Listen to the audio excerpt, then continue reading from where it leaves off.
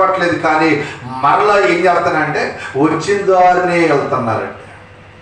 ప్రభుదూత ఆ ముగ్గురికి చెప్పింది, ఇదిగో మీరు వచ్చిన దారిన రాకుండా వేరొక మార్గములో ఆయన గురించి ఎవరిని చేయమని చెప్పింది. హల్లెలూయా.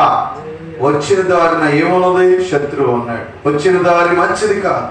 కానీ ప్రియా దేవుని బిడ్డలారా, నీవు వచ్చావు ప్రభు దగ్గరికి. నువ్వు ఏ రీతిగా వచ్చావో అది నీకు తెలుసు. ఏ రీతిగా యేసు ప్రభువును కనుగొన్నావో నీకు తెలుసు. ఏ రీతిగా ఆయన అర్థం చేసుకున్నావో నీకు తెలుసు.